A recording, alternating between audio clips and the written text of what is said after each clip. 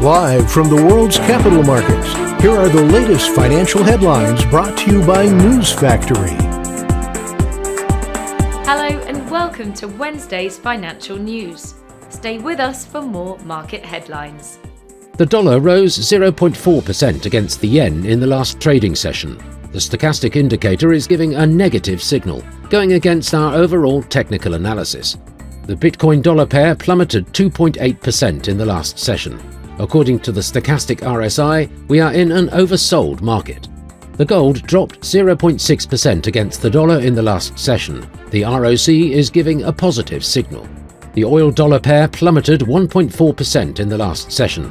The stochastic indicator is giving a positive signal. Coming up, the choices from our chief analyst for today.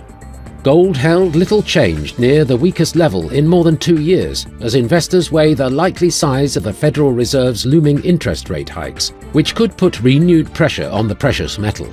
The dollar remained strong around a 2-decade high versus major peers as investors held firm in expectation of another aggressive rate hike by the Federal Reserve to rein in inflation.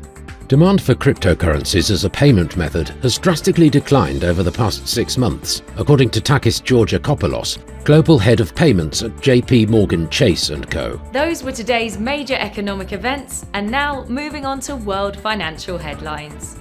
The US Fed interest rate decision will be released at 1800 hours GMT, the Dutch consumer spending volume at 0430 GMT, Germany's 10Y bond auction at 0930 GMT. The Dutch Consumer Confidence Edge will be released at 0430 GMT, the UK's public sector net borrowing at 0600 hours GMT, the US FOMC press conference at 1830 GMT. We hope that you've enjoyed Wednesday's market outlook.